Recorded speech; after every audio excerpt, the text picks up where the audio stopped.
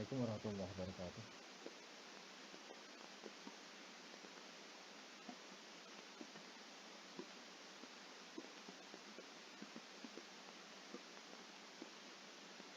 Suara saya bisa didengar?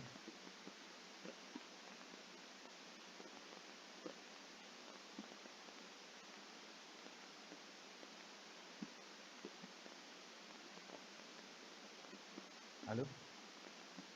Ada yang bisa mendengar suara saya? Bisa, Pak. Oke, kok diam aja dikasih salam. Oke, mari kita awali sesi ini dengan bersama membaca basmalah. Bismillahirrahmanirrahim. Bismillahirrahmanirrahim. Minggu kemarin apa? Kalian dapat notifikasi dari saya tidak?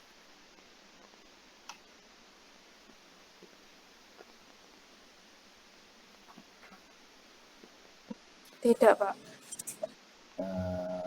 Kemarin saya ada acara. Oke, hari ini kita akan lanjutkan pembahasan tentang kita review 3 topik sekaligus, partai politik, sistem kepartaian, dan pemilu. Ya. Oke, jadi kemarin atau 2 minggu sebelumnya kita sudah membahas tentang partai Islam. Kita akan coba mereview sebenarnya partai itu apa.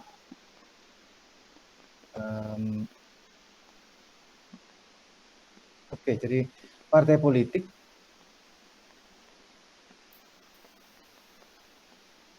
pada dasarnya adalah sebuah organisasi, ya, tetapi organisasi yang memang punya ruang tersendiri yang berbeda dengan organisasi pemerintah dan berbeda dengan organisasi non-pemerintah. Partai politik adalah organisasi yang separuh badannya ada di pemerintahan, karena partai politik yang membentuk pemerintahan. Tetapi partai politik juga sekaligus sebagian badannya yang lain, separuh badannya yang lain, berada di luar pemerintahan. Artinya menjadi ketua parpol itu tidak digaji oleh pemerintah, menjadi pengurus parpol juga tidak digaji oleh pemerintah. Ya, jadi partai politik adalah sebuah organisasi yang karakternya adalah sebagian tubuhnya ada di pemerintahan, dia yang membentuk pemerintah ketika menang pemilu, tetapi juga sekaligus berada di luar pemerintah karena tidak digaji oleh pemerintah. Ya. Fungsi partai politik apa? Adalah untuk menampung aspirasi publik.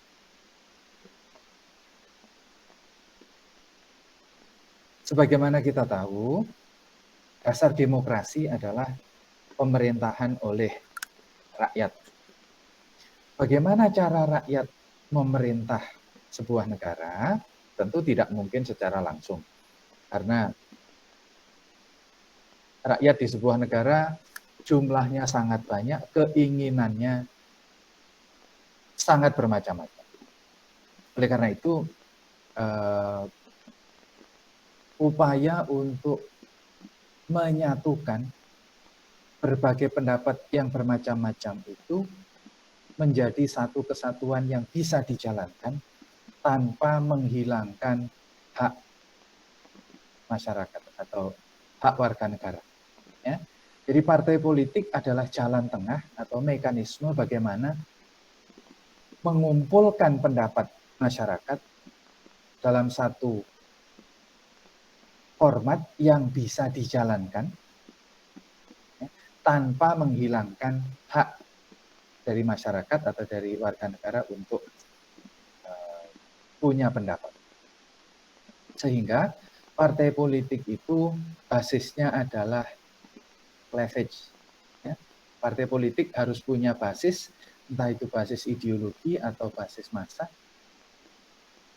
ya, supaya dia bisa merangkum pendapat masyarakat.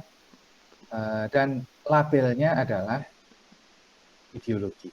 Ya, ideologi adalah cara untuk merangkum pendapat masyarakat. Secara umum, ideologi terbagi menjadi dua arah. Arah kanan adalah yang pro pasar. Pro pasar itu artinya masyarakat itu baiknya adalah dibiarkan saja. Yang pinter biar pinter, yang bodoh ya terserah. Nasibnya sendiri. Ya, itu adalah partai kanan, partai yang pro pasar.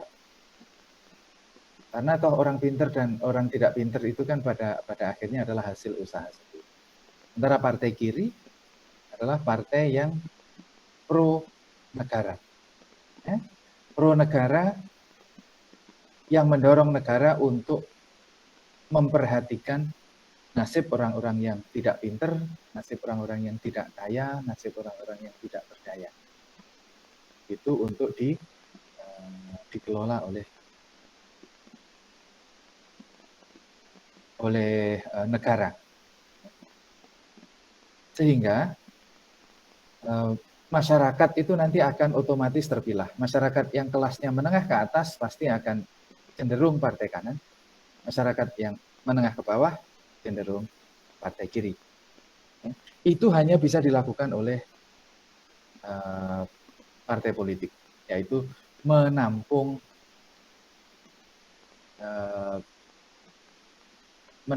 aspirasi. Ya, ini ada partai komunal, ada partai umum. Partai komunal itu partai berbasis kelompok tertentu. Partai kelompok orang miskin, partai kelompok orang agama, partai kelompok pengusaha, ya, atau partai umum, partai yang basisnya bukan kelompok tapi program. Ya, biasanya partai tengah seperti Golkar atau siapa sekarang masih ada, mungkin tinggal Golkar ya, yang semua orang boleh masuk, semua orang mendapatkan tempat. Partai yang lain itu kelompok tertentu akan mendapatkan tempat lebih utama.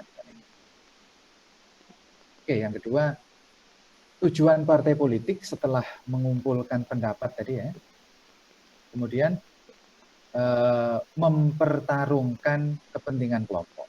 Jadi karena masyarakat itu kepentingannya berbeda-beda dan tidak mungkin dipenuhi semua, maka ada upaya undian supaya pembagian kekuasaan itu berlangsung secara adil. Sebenarnya pembagian kekuasaan itu apa? Pembagian kekuasaan adalah upaya untuk setiap orang mendapatkan hak untuk menentukan nasibnya sendiri. Dengan cara apa? Ya dengan cara berkuasa, minimal atas diri sendiri. Jadi pembagian kekuasaan adalah pembagian tidak harus dalam artian bagi-bagi jabatan. Pada level elit, pembagian kekuasaan itu sifatnya bagi-bagi jabatan. Tetapi pada level orang awam seperti kita, pembagian kekuasaan itu artinya menciptakan ruang untuk menentukan nasib kita masing-masing. Ya. Partai politik ini menjadi tempat kita bisa menentukan nasib kita sendiri. Orang yang pro pasar misalnya, bagaimana bisa menjadi pengusaha yang sukses tanpa dibebani oleh pajak yang memberatkan. Sementara masyarakat menengah ke bawah tentu akan memilih cara hidup yang negara membantu, ya, memberikan banyak subsidi. Nah, kepentingan pengusaha dan kepentingan masyarakat kecil ini kan tidak bisa disatukan. Karena pengusaha pengennya pajak itu kecil, ya, subsidi ya nggak usah disubsidi. Masyarakat itu hidup tergantung dirinya sendiri saja. Kalau dia mau berusaha ya dia bisa hidup, kalau dia tidak keras bekerja ya dia akan tertinggal, akan tergilas. Ini bisa kita lihat di negara-negara seperti Amerika. Di Amerika, you are on your own. Nggak ada bantuan dari pemerintah. Pemerintah memberikan bantuan kepada kelompok kaya membuat pabrik, nah orang miskin bekerja pada pabrik. Nah, orang kaya. Karena kalau di negara seperti Jerman, Perancis, itu negara membackup pengusaha, ya, dari berbagai ancaman, dari berbagai kecurangan. Tetapi pemerintah juga memungut pajak yang sangat besar pada pengusaha. Nah, sisa pajak itu diberikan pada orang-orang yang mengalami kesulitan.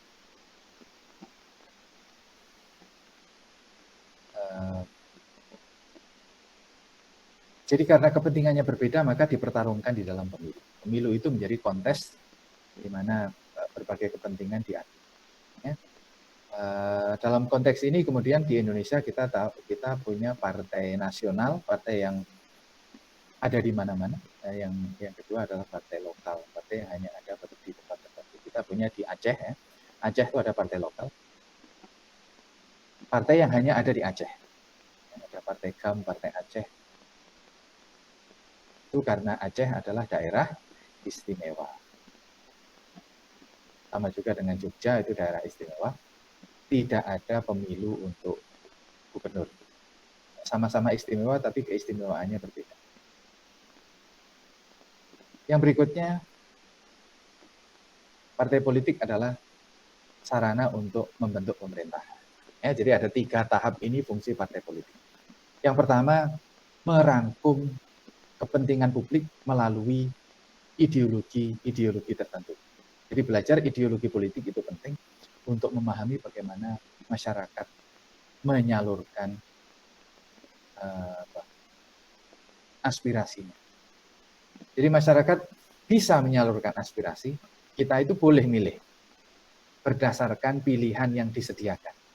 Ya, kita ingin negara itu memperhatikan rakyat kecil, atau negara itu memperhatikan pertumbuhan kekayaan, atau negara itu memperhatikan soal-soal agama, itu kita boleh memilih dengan cara memilih partai politik sesuai dengan platformnya.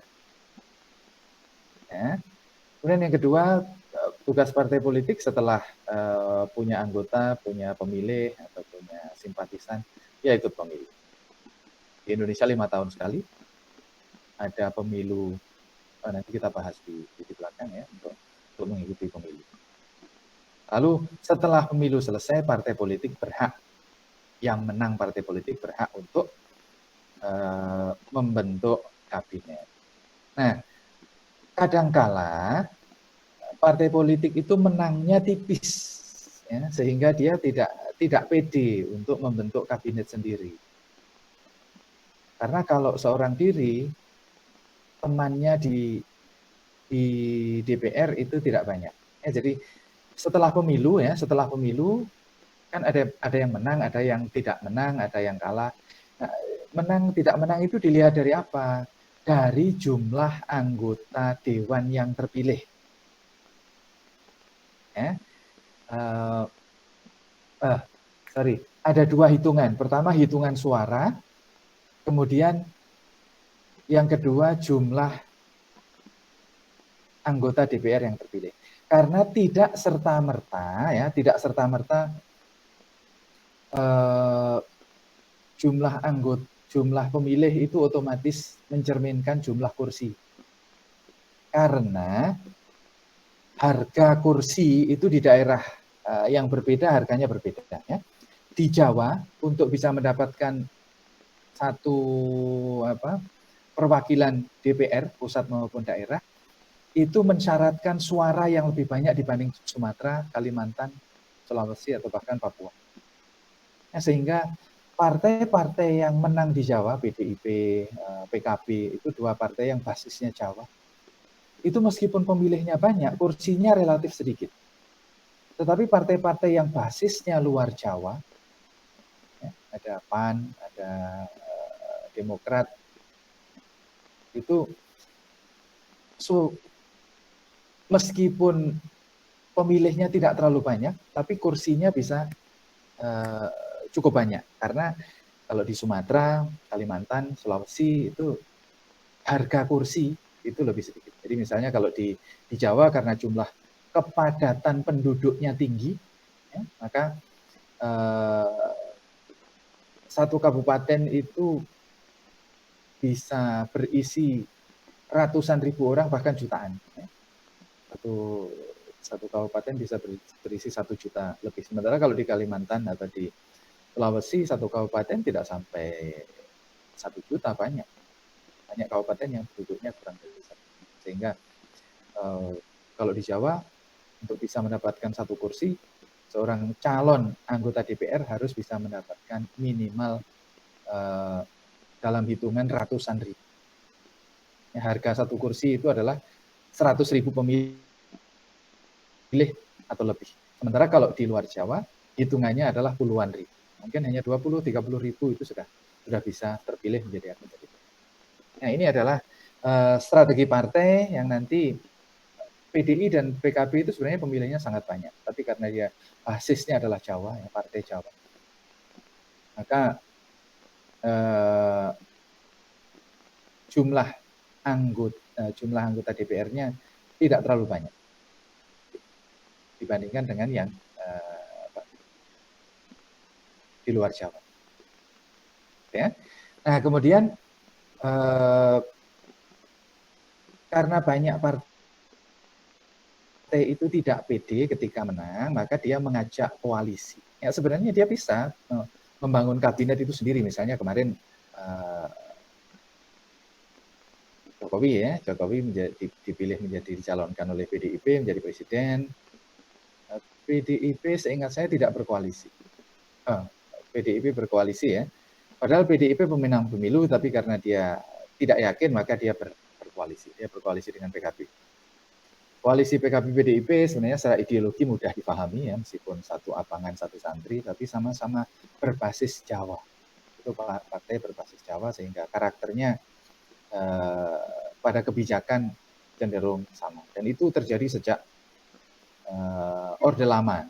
Ya, sejak Orde Lama, Partai NU pada waktu itu sangat dekat dengan PNI, partainya Soekarno. Partainya bapaknya Megawati. Karena sama-sama berbasis di Jawa. Nah, koalisi, bagaimana cara partai itu membangun koalisi? Ada 3 cara yang di sini disebut sebagai metode koalisi maksimum. Ya, metode koalisi maksimum itu adalah bagaimana mencari kawan sebanyak-banyaknya.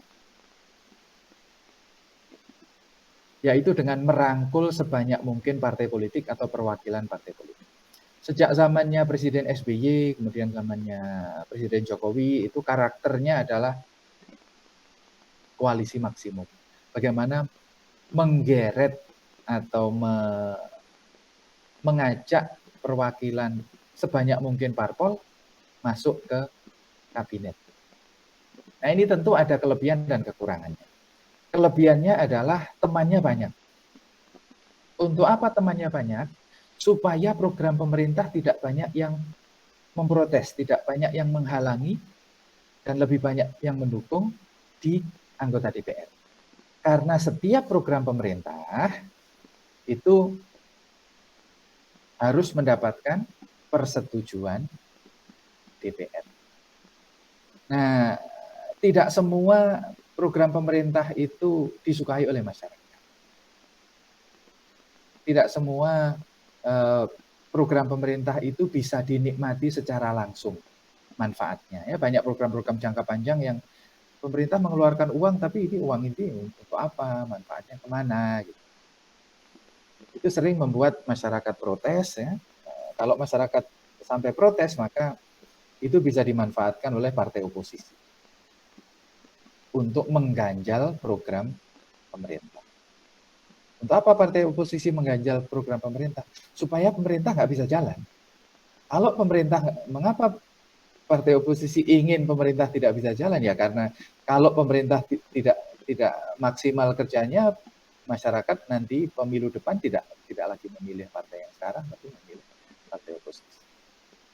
Ya. Di politik memang sebuah pertarungan, nggak ada sopan-sopannya ya. Memang itu pertarungan saling menjatuhkan, saling memperebutkan kepentingan masing-masing. Jadi model koalisi yang pertama adalah model maksimum, seperti yang sekarang ini sedang berjalan di Indonesia. Kelebihannya apa? Kelebihannya temennya banyak. Jadi programnya pemerintah Jokowi itu misalnya ya bikin undang-undang IKN, ibu kota negara itu hanya 17 hari selesai. Karena didukung oleh partai-partai. Kemudian juga dulu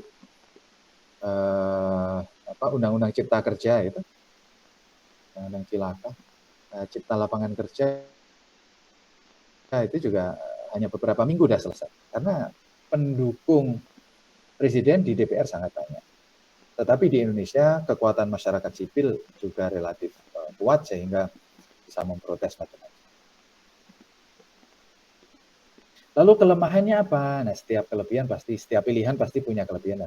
Kelemahannya adalah akan banyak menteri yang jalan sendiri-sendiri. Ya, karena menteri yang di kabinetnya Presiden Jokowi sekarang ini itu mungkin ada 4 atau 5 partai ya, PDI, PKB, ya, Nasdem, ada Golkar, ada P3, ada 5 partai paling tidak. Dan masing-masing partai kan punya kepentingan sendiri-sendiri. Nah, sehingga seringkali kita lihat bagaimana Presiden Jokowi marah pada menteri-menterinya yang nggak sinkron. Program-program yang membutuhkan kerjasama lintas kementerian itu jadi pusing karena masing-masing punya arah sendiri-sendiri. Nah, Gerindra juga masuk. Padahal dulu Gerindra itu oposisi ya ketika Pilpres. Nah, ini adalah cara atau metode dari koalisi yang pertama, koalisi maksimum, merangkul sebanyak mungkin partai. Kelebihannya adalah kalau menjalankan program itu banyak dukungannya, tapi kelemahannya adalah partai itu menteri itu punya agenda sendiri-sendiri. Kadang-kala agendanya partai si menteri yang bersangkutan lebih diutamakan dibanding agendanya presiden. Ya. Kemudian metode yang kedua adalah metode minimum. Nah, salah satu kelemahan dari metode maksimum tadi itu adalah partai pemenang pemilu mendapatkan jatah menteri yang sedikit karena harus dibagi-bagi dengan mitra koalisi. Nah, koalisi minimum adalah koalisi yang berbasis sedikit mungkin teman tetapi menjadikan menguasai, yang penting menguasai DPR 50% plus 1. Ya. Jadi kalau yang model Pak Jokowi tadi kan semua partai dirangkul sebanyak-banyaknya. Tapi kalau koalisi minimum itu adalah yang penting menguasai anggota DPR 50% plus 1. Jadi kalau di Indonesia anggota DPR itu 400, 200 plus 1. 201 itu sudah cukup. Karena nanti ketika voting 200 plus 1, ya 50% plus 1 itu sudah akan memenangkan program pemerintah. Ya meskipun resikonya protes pasti akan di mana-mana. Nah di Indonesia tidak ada yang berani seperti ini. Ya. Kalau di Eropa atau di negara-negara lain yang sering terjadi protes itu biasanya seperti ini. Pemerintahnya koalisi tapi koalisinya minimum. Dan yang ketiga, kelebihannya apa? Kelebihannya adalah partai itu partai pemenang pemilu maksudnya, bisa memaksimalkan kepentingan dan memaksimalkan program. Dia mendapatkan menteri yang lebih banyak karena koalisinya hanya dengan 2 orang, dua partai atau 3 partai, sehingga bagi-bagi jatah kementerian bisa lebih banyak. Ya. Dan programnya bisa lebih fokus karena tidak banyak memasukkan kelompok-kelompok yang agendanya beda-beda. Kelemahannya apa? Kelemahannya tentu adalah basis support yang hanya minimum 50% plus 1. Ya menang secara de jure, tetapi secara de facto mungkin akan selalu diwarnai oleh protes-protes dari kelompok yang tidak setuju. Ya, dan yang terakhir, koalisi itu modelnya adalah koalisi berbasis ideologi. Di Indonesia sangat jarang, tetapi pernah terjadi. Ya, misalnya pasca pemilu tahun 99 itu terjadi koalisi namanya Poros Tengah. Poros Tengah adalah kumpulan dari partai Islam, semua aliran, melawan Golkar di sebelah kanan dan PDIP di sebelah kiri. Golkar dianggap sebagai sisa-sisa orde lama, orde baru, Sementara PDIP itu mewakili kelompok-kelompok non-Islam. Ya, oleh karena itu tahun 1999 muncul koalisi berbasis partai Islam, semua partai Islam, PAN, PKB, P3, PBB, PKS, semua partai Islam mengumpul di situ melawan partainya Orde Baru dan partai PDIP. Hasilnya apa? Ya partai Islam pasti menang. Karena umat Islam itu kalau mau bersatu pasti menang. Masalahnya kan bersatu itu sulit.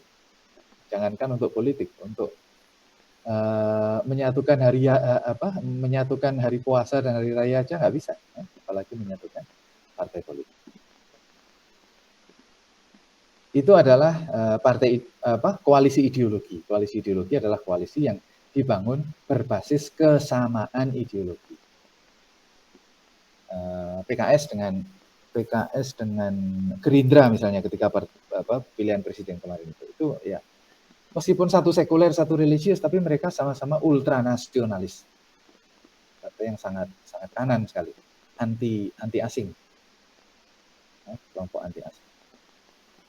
Atau PDIP dengan PKB tadi saya sampaikan ya, sama-sama partai berbasis Jawa, berbasis budaya.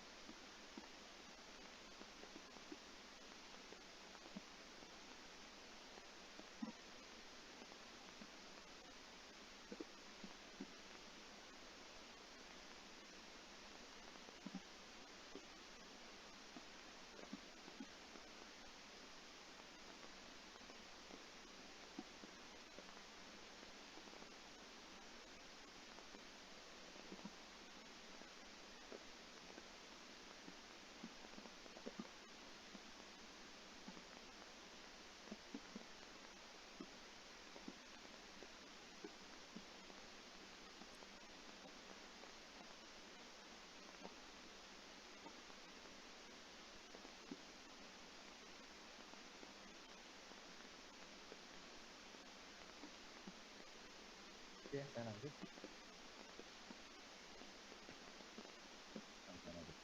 Ke ideologi. Ya. Koalisi ideologi adalah koalisi yang berbasis pada kesamaan ideologi. Partai kiri koalisi dengan partai kiri, partai kanan dengan partai agama dengan partai agama. Itu jarang terjadi kalau situasinya normal. Ya. Tapi situasi genting, situasi krisis, sebagaimana dulu pergantian rezim ya, pasca Orde Baru itu situasinya sangat genting, orang tidak tahu siapa lawan siapa kawan ya, maka orang akan mencari teman yang mereka kenal. Partai Islam bisa berkumpul dengan partai Islam itu dalam situasi genting. Kalau Indonesia misalnya diserbu oleh negara lain, nah mungkin itu kelompok Islam akan bisa bersatu. Ya, tapi kalau dalam situasi seperti ini ya baik-baik saja, tenang-tenang saja. Identitas agama tampaknya tidak terlalu penting sebagai ideologi politik, ya, karena sudah jelas sebenarnya lawannya siapa, kawannya siapa. Oke. Selanjutnya ini partai politik. Yang kedua sistem kepartaian. Ya, apa itu sistem kepartaian? Kalau kita mempelajari partai politik, kita pasti akan berhadapan dengan apa yang disebut sebagai sistem kepartaian, yaitu jumlah partai yang menentukan dinamika sistem politik. Berapa jumlah partai yang ada di sebuah negara? Mengapa itu penting? Karena jumlah partai akan menentukan corak permainan politik. Ya, partai yang jumlahnya berbeda itu memberikan karakter sistem politik di sebuah negara itu seperti apa. Pertama, sistem partai tunggal. Nah, ini adalah negara otoritarian. Negara yang tidak menginginkan adanya koalisi. Negara mana yang menggunakan partai tunggal itu artinya hanya ada satu partai. Kalau hanya ada satu partai berarti tidak ada apa?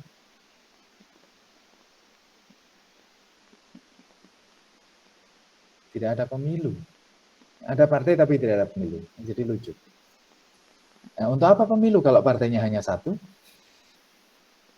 Kan tinggal tunjuk saja yang jadi anggota DPR siapa, jadi menteri siapa, jadi gubernur, bupati wali kota siapa, gitu ya. Ini adalah negara demokrasi non-demokratis. Negara non-demokratis. Siapa yang punya satu partai? Rusia, Cina, Korea Utara, gitu ya.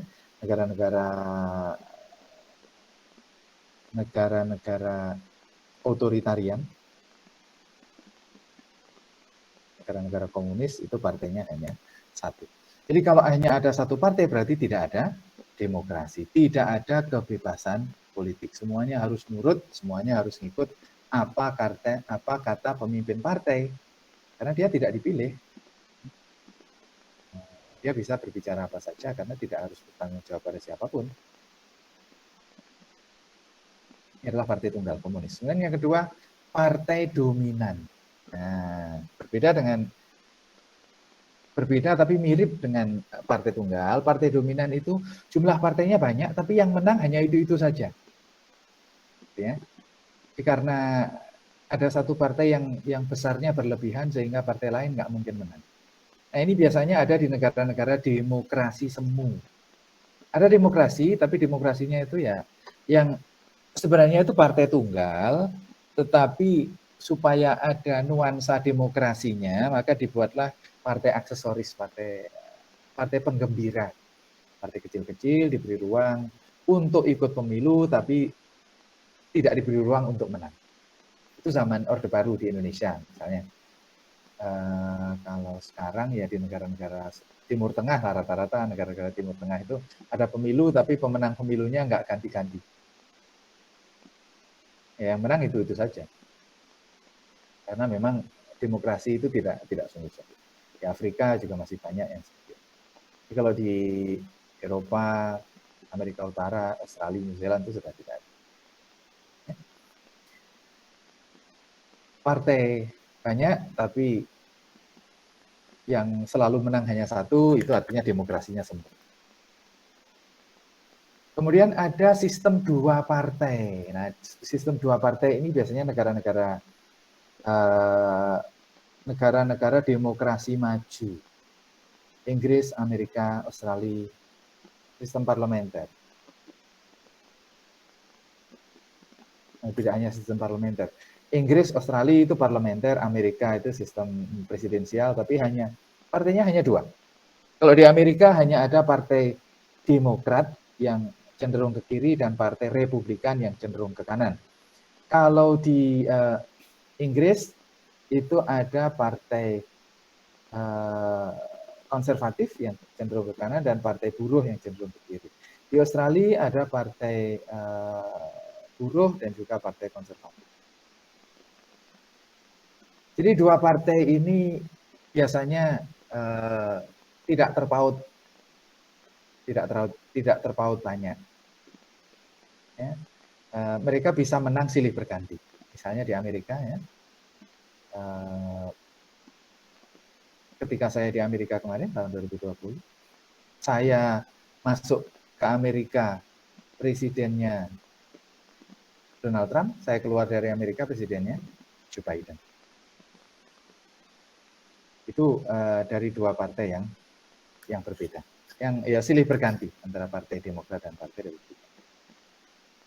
Kemudian berikutnya ada banyak partai silih berganti berkuasa. Ini sama seperti di Indonesia. Partainya banyak,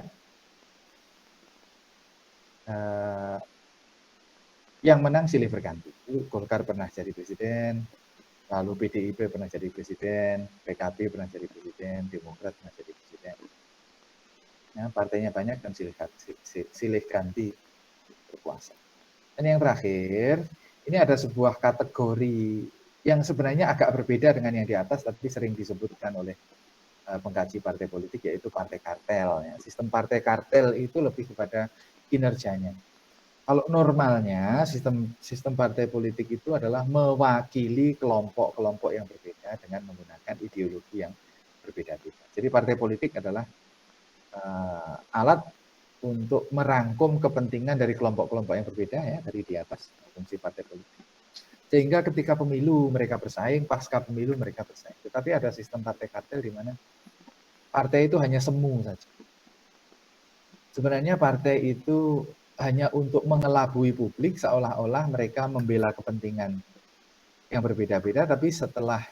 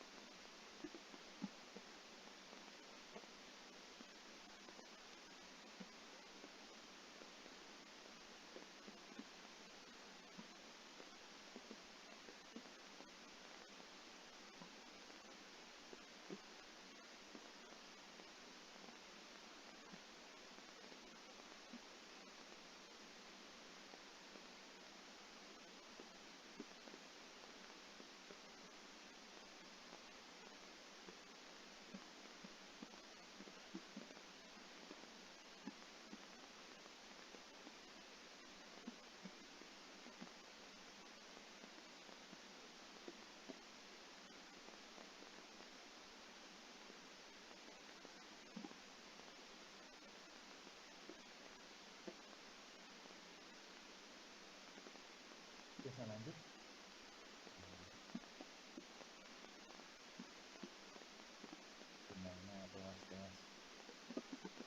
Jadi partai kartel itu adalah partai yang nyatanya mereka kong kali kong. Ya, nanti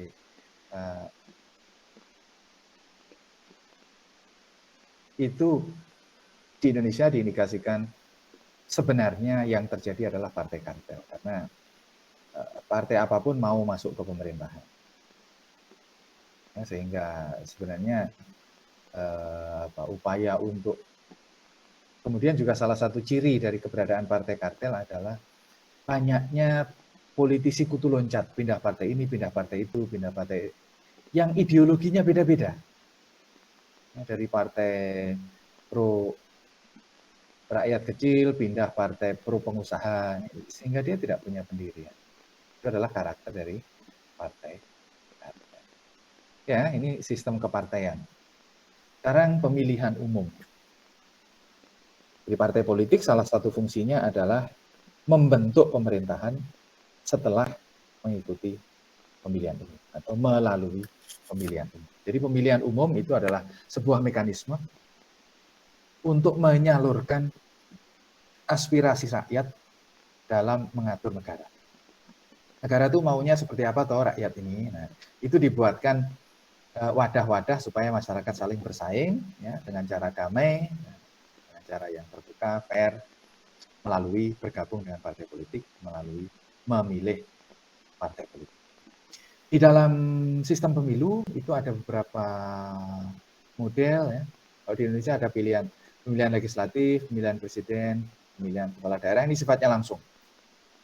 Kalau dulu sebelum tahun 2004 presiden itu dipilih oleh anggota MPR. anggota MPR berasal dari anggota DPR. Anggota DPR dipilih melalui pemilu.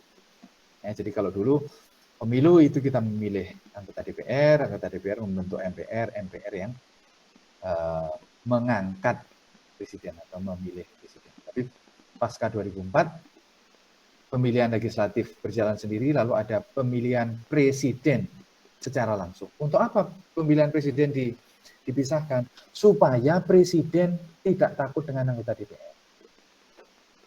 Dan supaya kalau presidennya yang kuat, anggota DPR juga tidak takut dengan presiden. Supaya presiden dan anggota DPR bisa berdiri sejajar, berdiri sama tinggi, duduk sama rendah, sama-sama punya otoritas, karena masing-masing dipilih langsung oleh rakyat. Tidak ada yang bawahannya yang lain.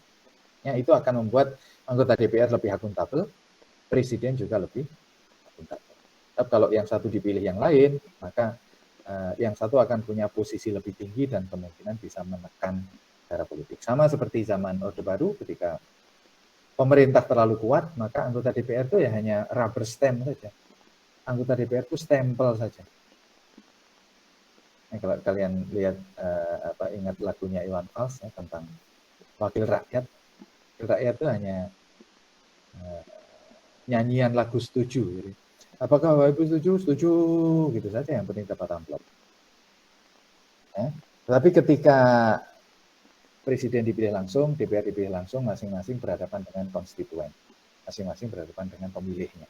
Nah, pemilihnya ya yang menentukan apakah periode depan dia masih akan terpilih menjadi anggota DPR lagi atau tidak. Pilkada demikian juga, pemilihan kepala daerah langsung itu dalam rangka memberikan kekuatan otoritas kepada bupati dan wali kota supaya tidak terlalu banyak dijadikan sebagai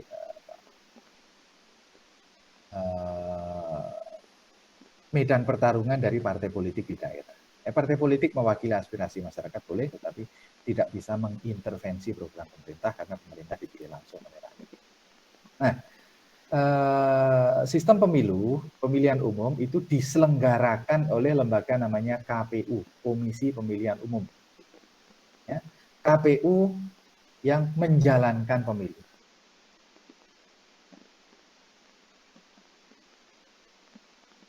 Lalu di sana ada juga Badan Pengawasan Pemilu sebagai wasit atau Bawaslu. Nah, sebenarnya di dalam sistem, di dalam pemilu itu ada beberapa model sistem pemungutan suara. Ya, ada namanya sistem pemilu, ada namanya sistem pemungutan suara. Kalau sistem pemilu itu terkait dengan ini tadi, undang-undangnya siapa saja yang boleh ikut pemilu. Nah, misalnya kalau partai tunggal ya hanya ada satu partai, pemilu tidak ada. Ya. Kemudian kalau undang-undang mengatakan hanya ada dua partai, maka dua partai itulah yang boleh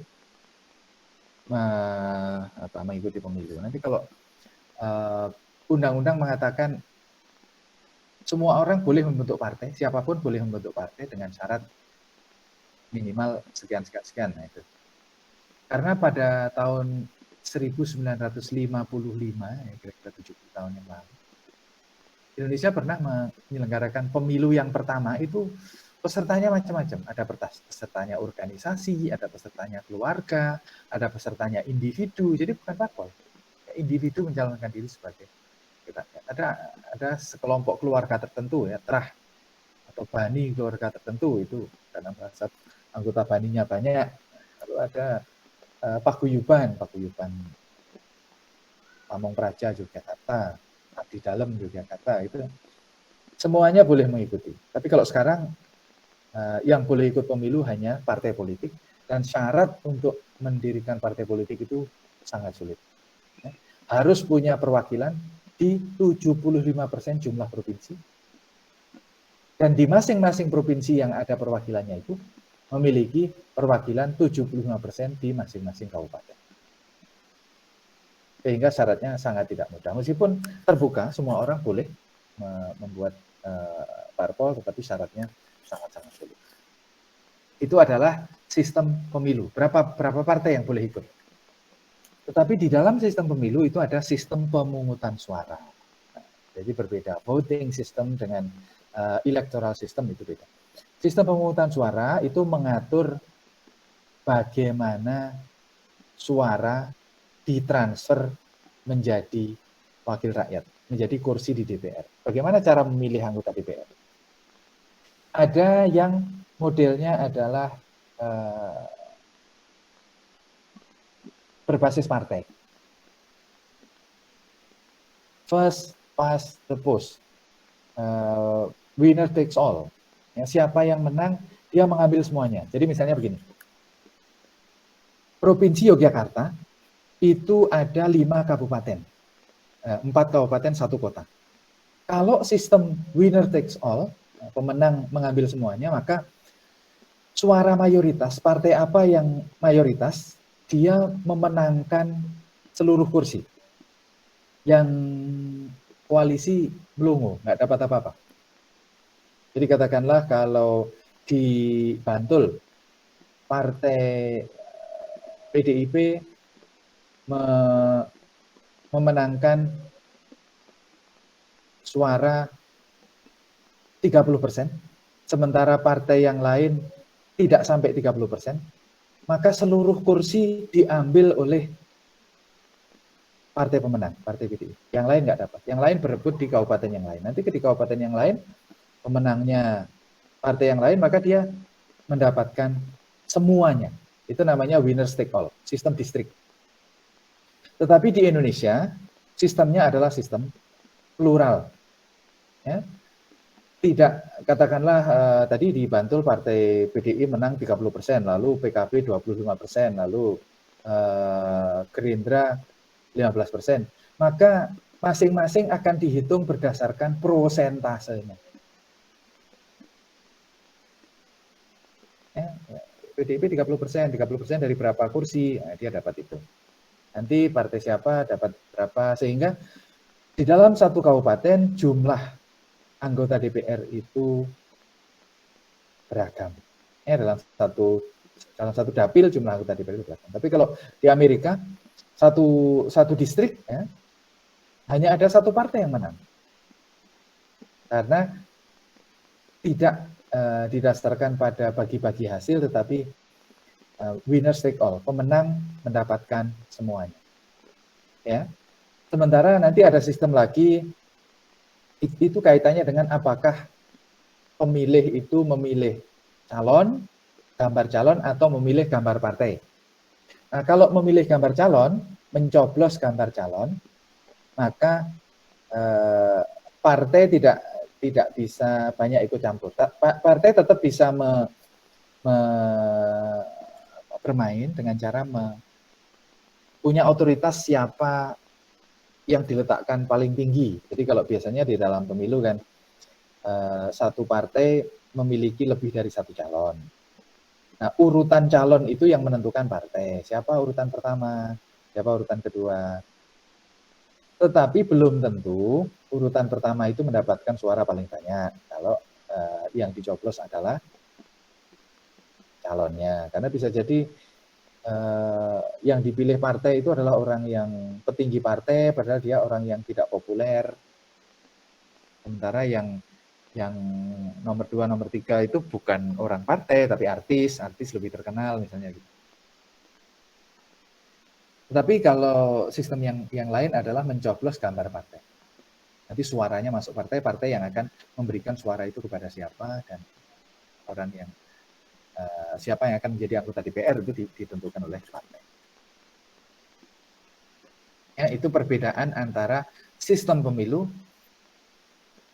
dan sistem pemungutan suara.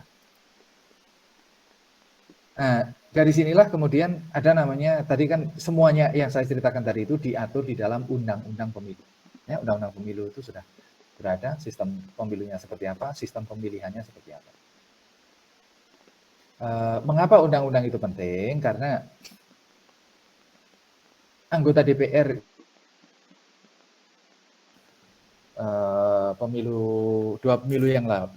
dua pemilu yang lalu ya, kalau pemilu yang terakhir saya tidak terlalu intens memperhatikan.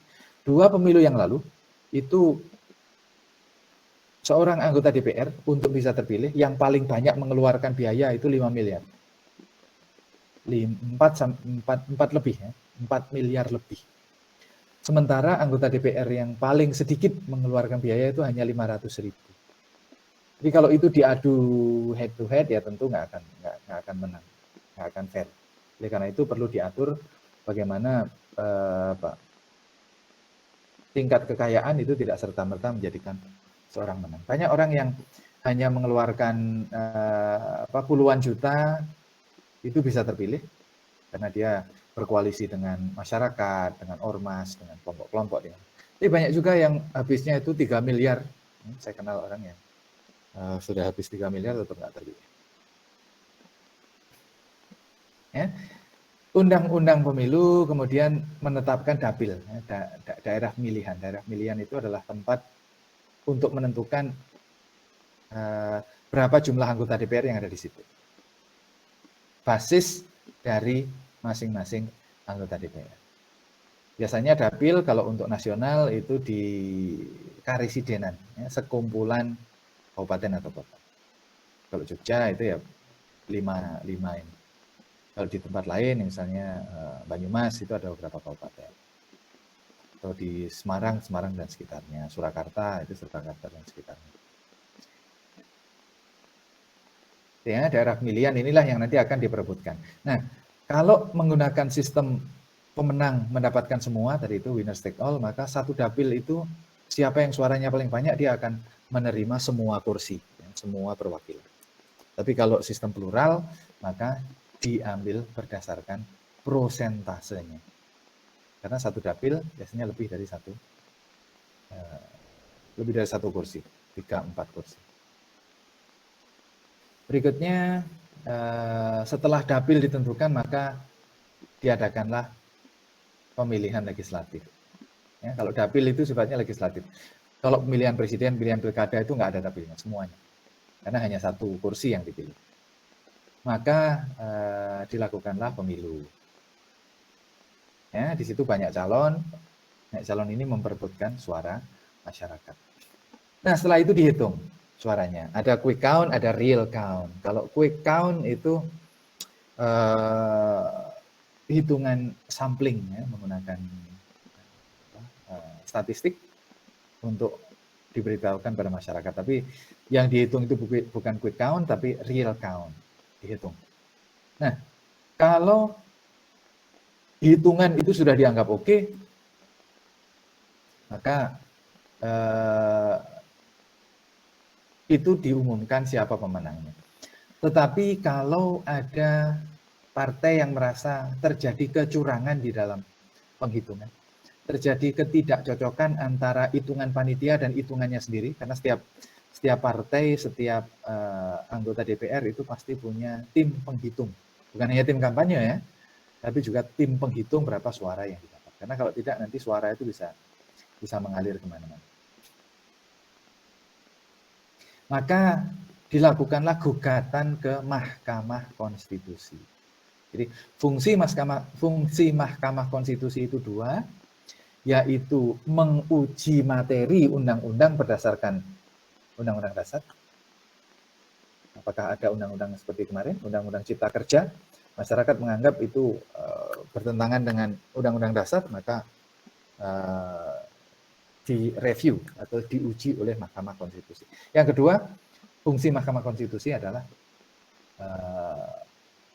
menjadi wasit perselisihan pemilu. Kalau ada pemilu presiden, pemilu kepala daerah atau pemilu legislatif, itu kalau ada konstituen atau partisipan pemilu yang merasa penghitungannya tidak fair, bisa diajukan ke Mahkamah Konstitusi. Kalau kemudian sudah, maka diumumkan oleh komisi, ya, oleh KPU, panitia pemilihan umum, siapa saja pemenangnya dan hasilnya berapa. Gitu ya. Jadi ini adalah hasil dari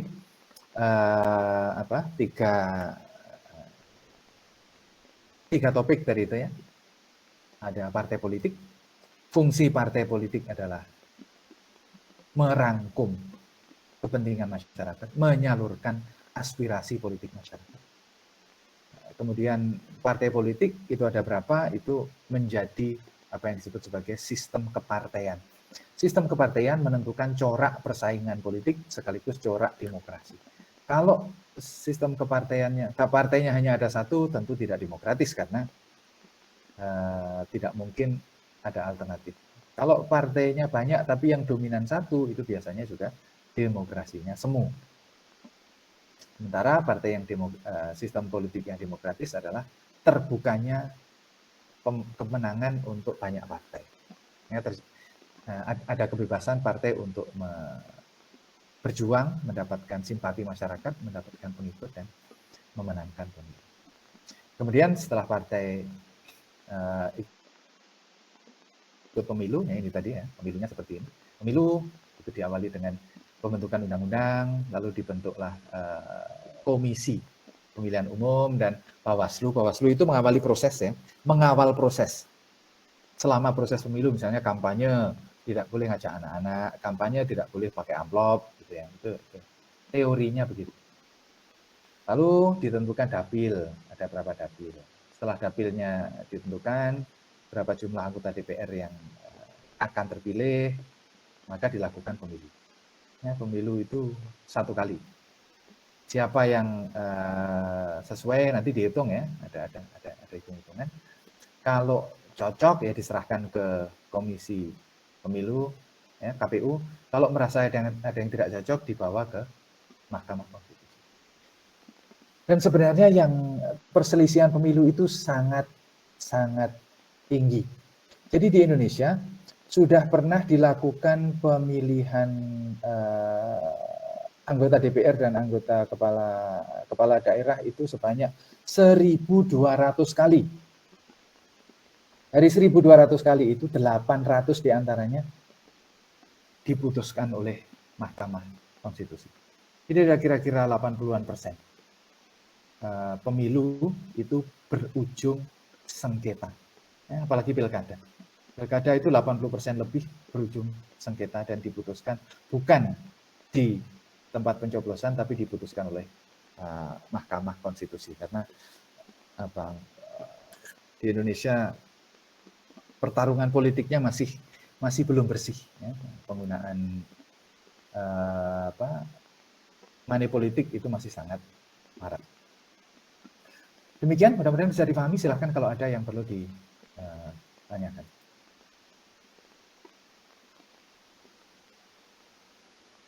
Mbak, izin bertanya. Ya, betul, silahkan. Jadi terkait tentang menteri tadi Pak yang agendanya diutamakan lah. Kan sekarang ini banyak Pak seperti Erlangga Hartarto siap 2024, Caimin 2024, kepakan sayap kebinekaan lah. Seperti itu kan hanya sebagai tumpangan Pak Menteri. Jadi padahal waktu kampanye itu ditentukan Pak. Bagaimana ya Pak? Nah, itu masalahnya adalah di Indonesia koalisi itu untuk pilpres ya, koalisi itu dibangun pasca pilpres. Banyak partai-partai ya, misalnya di Gerindra ketika pilpres kan oposisi dengan PDI, tapi begitu pasca pilpres masuk ke sana, nah, masuk ke kabinet. Nah, seperti saya sampaikan tadi itu adalah pilihan dari Pak Jokowi. Apakah dia ingin menterinya banyak dari banyak partai, pendukungnya dari banyak partai, dengan risiko seperti itu tadi, masing-masing partai politik punya agenda yang bermacam-macam, menjadikan pemerintahan hanya tunggangan saja. Tetapi juga dari pilihan itu Pak Jokowi punya kelebihan. Kalau dia punya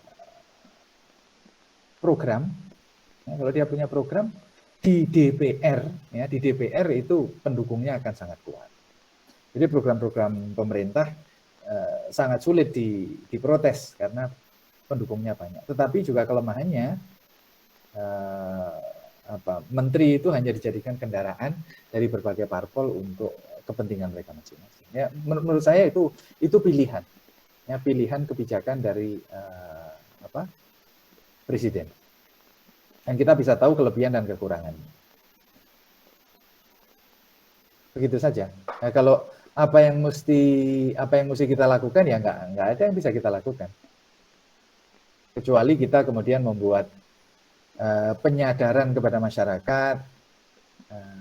Tapi itu semua adalah pilihan. Pilihan politik itu hitung-hitungan risiko. Artinya Pak Jokowi lebih menganggap bahwa dukungan politik di DPR itu jauh lebih penting dibanding dengan menteri-menteri yang punya agenda sendiri-sendiri. Ya silakan, menteri-menteri punya agenda sendiri. Yang penting program pemerintah di DPR lancar. Kira-kira begitu. Begitu, betul. Oke Pak, terima kasih. Ada yang lain?